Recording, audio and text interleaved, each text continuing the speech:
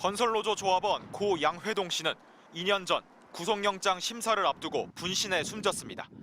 당시 윤석열 정부가 건설노조를 폭력배에 빗대 건폭이라 부르며 전방위 수사에 나서자 억울함을 호소하면서였습니다. 조선일보는 분신 장면이 담긴 근처 검찰청사 CCTV 화면을 독자 제보라고 싣고는 옆에 있던 노조 간부가 분신을 막지 않았다고 보도했습니다. 원희룡 당시 국토부 장관도 거들고 나섰습니다. 왜 말리지 않았느냐? 저는 지금도 역시 석연치 않은 마음은 변함이 없습니다. 유족은 자살을 방조하고 기획하려고 했다고 허위 사실을 보도해 명예를 훼손했다며 기사를 쓴 기자와 원 전 장관을 경찰에 고소했습니다. 수사 증거인 CCTV 화면을 유출한 사람도 찾아달라고 했습니다.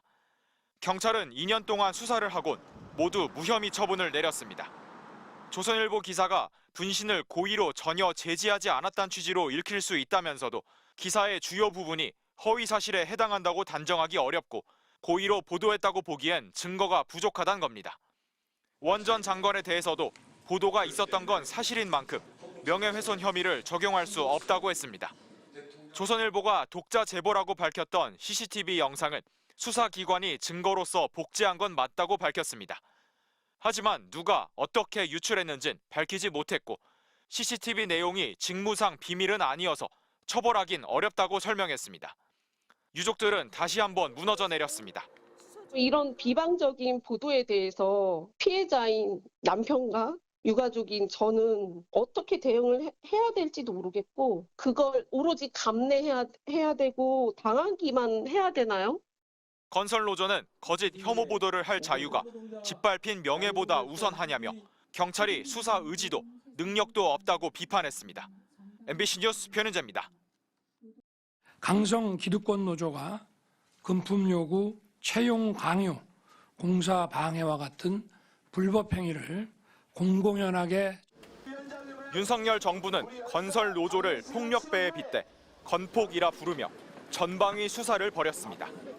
그해 노동절 구속영장 심사를 앞둔 건설 노조원 양회동 씨는 억울함을 호소하며 분신에 숨졌습니다.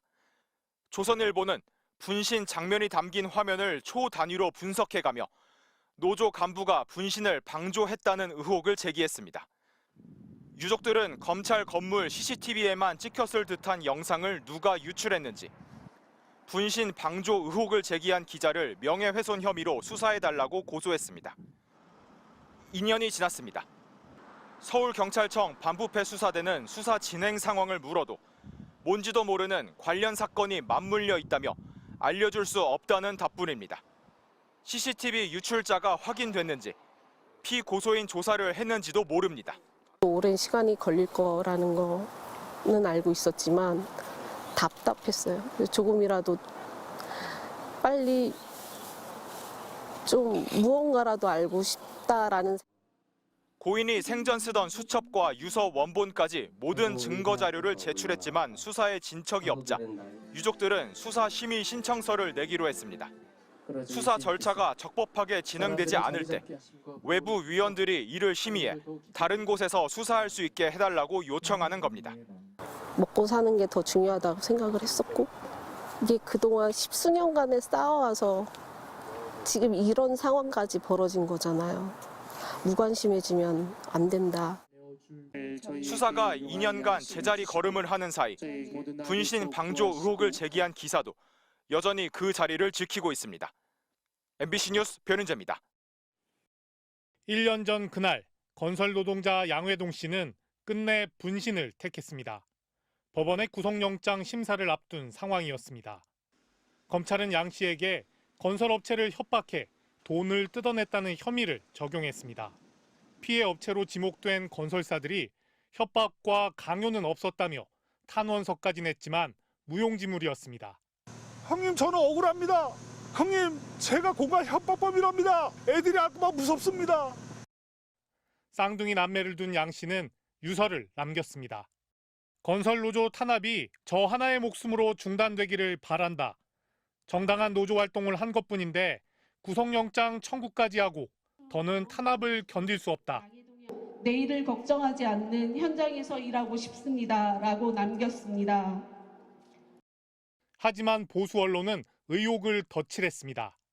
사건 발생 17일째, 조선일보는 검찰청 CCTV 화면에 남은 당시 상황을 초단위로 묘사해가며 분신 노조원이 불을 붙일 때 민노총 간부가 막지 않았다고 썼습니다.